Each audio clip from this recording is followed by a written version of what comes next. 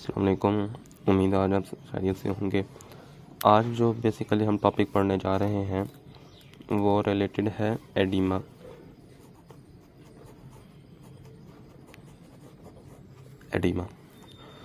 तो एडिमा को डिस्क्राइब करने से पहले सबसे पहले हमें इसकी एक तो डेफिनेशन का पता होना चाहिए। तो आप इसकी डेफिनेशन कुछ इस तरह डिफाइन कर सकते हैं कि एक्सेसिव फ्लूइड इन आपके टिश्यू, यानी कि टिश्यूज़ के अंदर एक्सेसिव फ्लूइड आ जाए, यानी आप इसे ये भी कह सकते हैं कि एक्स्ट्रा वैस्कुलरली, यानी कि जो आपका वैस्कुलर सिस्टम है उससे बाहर जहाँ पर भी आपका एक्सेसिव फ्लूइड की जो एक्यूमुलेशन है वो होगी तो आप उसे एडिमा के तौर पर देखेंगे। अब एडिमा को डिस्क्राइब करने से पहले यानी इसकी जो फिजियोलॉजिकल काजेज़ हैं हम पहले इसकी टाइप्स को देख लेते हैं। तो अभी मैंने आपको बताया है कि एडिमा बेसिकली अब एक्स्ट्रा वैस्कुलरली होता है, तो टिश्यूज़ के अंदर दो ही जगह बचती हैं, या तो वो इंटरस्टिशियल फ्लूइड में होगा या फिर वो साथ में उसके जो सेल्स पड़े हुए हैं वहाँ पर होगा। यानी कि या तो ये इंट्रासेलुलरली हो सकता है या तो इंट्रासेलुलरली हो सकता है या फिर ये एक्स्ट्रा सेलुलर हो सकता है।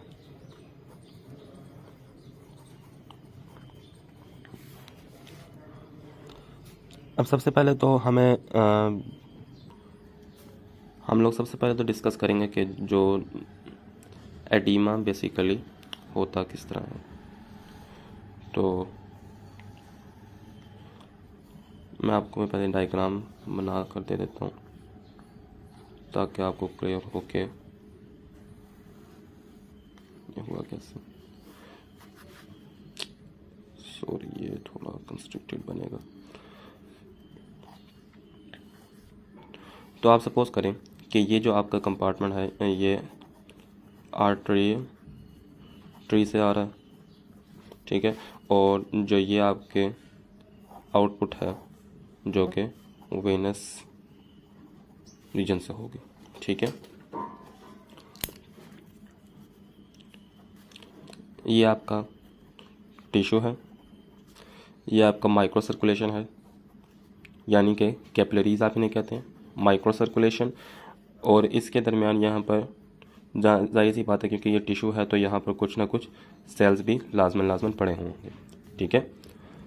तो अगर मैं इससे दरमियान से डिवाइड करूँ माइक्रो सर्कुलेशन को, तो एक तरफ मेरे पास है आर्टेरियल्स, जो भी उसकी कैपिलरीज हैं, आर्टेरियल्स वगैरह और प्री कैपिलरी स्फिंक्टर वगैरह, और इस तरफ हमारे पास वेनस कंपार्टमेंट आ जाता है, ठीक है। तो आप जानते हैं कि जब भी लेफ्ट वेंट्रिकल कंट्रैक्ट करता है तो वहाँ से ब्लड आता है और जाहिर सी बात है किसी न किसी प्रेशर के ज़रिए या किसी न किसी प्रेशर के साथ आता है। तो उस प्रेशर को आप ब्लड प्रेशर कहते हैं, या यहाँ पर हम लोग उसे हाइड्रोस्टैटिक प्रेशर के तौर पर ले रहे हैं। हाइड्रोस्टैटिक प्रेशर का मतलब यह है कि यानी कि वाटर का प्रेशर, और हमने उसे सेपरेट कर दिया हाइड्रोस्टैटिक प्रेशर, ठीक है। और जाहिर सी बात है कि आपके पास क्योंकि ब्लड आ रहा है और आप जानते हैं कि ब्लड के अंदर मुख्तलिफ़ किस्म की प्रोटीन्स होती हैं जिन्हें हम प्लाज्मा प्रोटीन्स के नाम से जानते हैं। तो उन प्लाज्मा प्रोटीन्स में अगर मैं आपको बताऊं तो बेसिकली सबसे पहले तो है एक एल्ब्यूमिन, उसके बाद जो मेन है वो है ग्लोब्यूलिन, और उसके बाद जो मेन है वो है फिब्रिनोजन, ठीक है। लेकिन जो एल्ब्यूमिन है आपकी वो मेजर रोल प्ले करती है किसके अंदर, ऑस्मोटिक प्रेशर जनरेट करने में।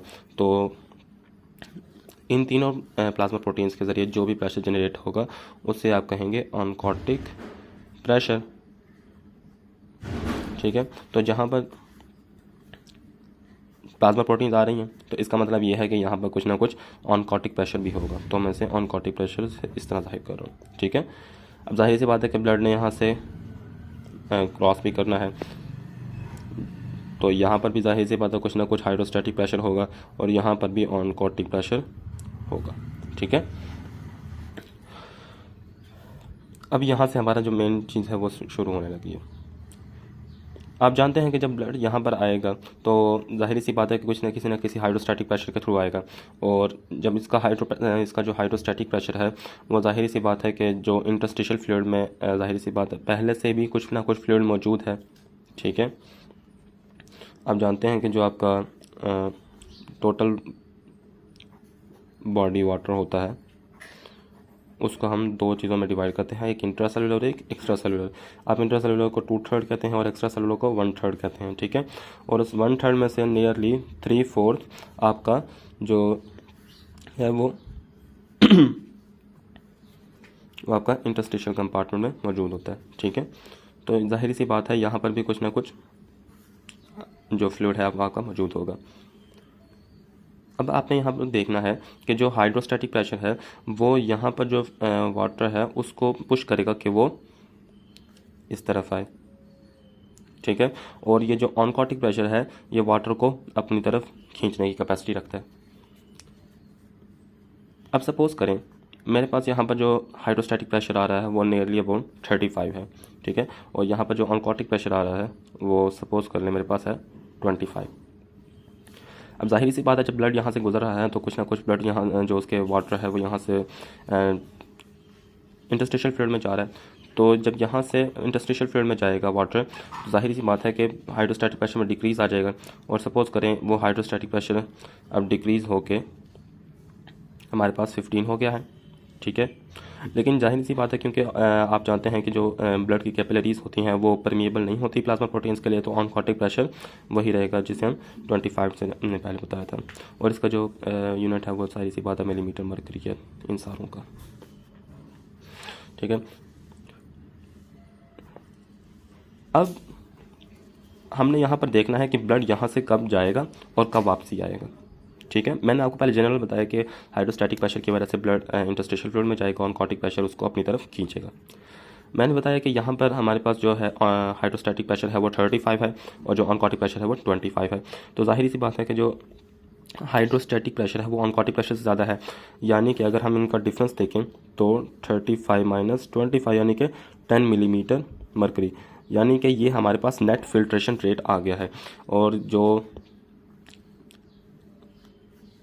भी वाटर जो भी हम कहते हैं कि वाटर या जो भी फ्लूइड इंटरस्टिशियल फ्लूइड में जाएगा वो इस रेट से जाएगा, यानी इस प्रेशर से जाएगा, ठीक है। तो यहाँ पर इसी वजह से फ्लूइड एक्यूमुलेट होना शुरू हो जाएगा। अब यहाँ पर जो ऑनकोटिक प्रेशर है वो इसे अपनी तरफ इस वजह से नहीं खींच सकता क्योंकि हमने इसका डिफरेंस देखा है। तो यहाँ पर पॉजिटिव फोर्स है, यानी उसे पुशिंग फोर्स है, ये पुशिंग कर रही है किसको बनाने के लिए, इंटरस्टिशियल फ्लूइड की तरफ, ठीक है। अब जब ब्लड एंटीरियल से वेनस कंपार्टमेंट में जा रहा है तो जाहिर सी बात है कि वाटर निकलता जा रहा है, तो इससे इसका जो हाइड्रोस्टैटिक प्रेशर है वो ड्रॉप कर जाएगा और हाइड्रोस्टैटिक प्रेशर कितना हो गया 15, ठीक है। अब हम जानते हैं कि जो ऑनकोटिक प्रेशर वो 25 है।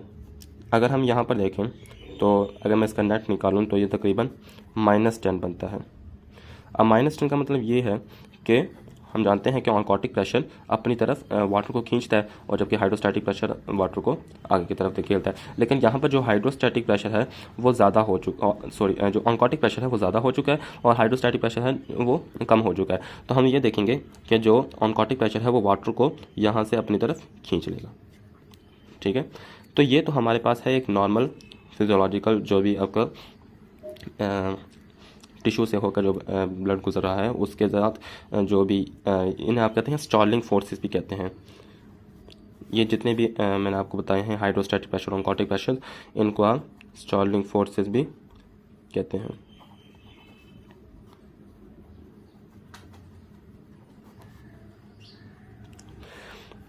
यानी कि जो बेसिक नॉर्मल स्टॉलिंग फोर्सेस हैं उनका मैकेनिज्म इस तरह होता है, ठीक है।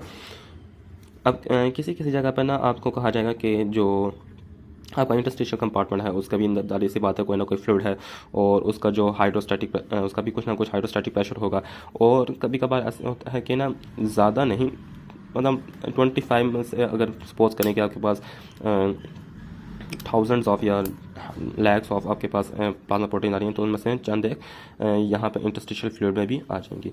तो जाहिर सी बात है कि यहाँ का भी थोड़ा सा ऑनकोटिक प्रेशर होगा, ठीक है। लेकिन वो इतना सफिशिएंट नहीं होगा कि वो इसके साथ अब खींचेगा सही वो वाटर को अपनी तरफ, लेकिन वो इतना सफिशिएंट नहीं होगा क्योंकि मेजर फोर्स यहाँ पे हाइड्रोस्टैटिक प्रेशर है। और ये जो इस इंटरस्टिशियल फ्लूइड का जो हाइड्रोस्टैटिक प्रेशर है वो इस वाटर को बाहर की तरफ पुश आउट करेगा, यानी कि वो उसे कैपिलरीज के अंदर ही रहने देगा। तो अगर हम लोग यहाँ पर देखें तो हमारे पास नेट इक्वेशन क्या बनेगी, हम लोग नेट फिल्ट्रेशन रेट देखना चाहते हैं।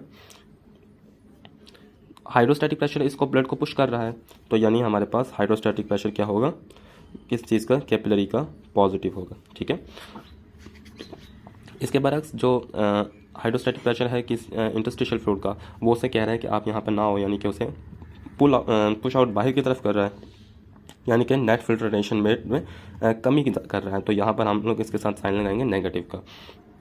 तो क्योंकि ये कमी कर रहा है ना, जो pressure of the interstitial fluid है वो उसे अंदर नहीं आने दे रहा, उसका फिल्ट्रेशन रेट को कम कर रहा है, तो इस वजह से हमने इसके साथ नेगेटिव लगाया। अब यहाँ पर हम पॉजिटिव किस चीज़ के साथ लगाएंगे, oncotic pressure of the interstitial fluid. हालांकि बहुत थोड़ा है लेकिन थोड़ा बहुत तो होगा, तो चूँकि वो उसे नेट फिल्ट्रेशन रेट को जो इंक्रीज़ कर रहा है, इस वजह से हम इसके साथ जो ऑनकोटिक प्रेशर को अपना पाई से जाहिर करते हैं। ठीक है, पाई से जाहिर करते हैं, और इसको आप लोग किस चीज़ से रिप्रेजेंट करेंगे, इंटरस्टिशियल फ्लूइड। और जाहिर सी बात है, ये जो ऑनकोटिक प्रेशर है ये नेट फिल्ट्रेशन रेट को कम कर रहा है, तो हम इसके साथ नेगेटिव का साइन लगाएंगे और यहाँ पर कैपिलरीज। ठीक है, तो ये तो हमारे पास था बेसिक जो हमारा नॉर्मल हमारे पास जो फिल्ट्रेशन का प्रोसेस है या जो उसका फिजियोलॉजी का मैकेनिज्म है, ये वो है। ठीक है, अब नेक्स्ट वीडियो के अंदर हम लोग डिटेल से डिस्कस करेंगे कि आपके पास जो एडिमा है वो किस तरह डेवलप होता है इन स्टॉलिंग फोर्सेस के डिस्टर्ब होने से। ठीक है।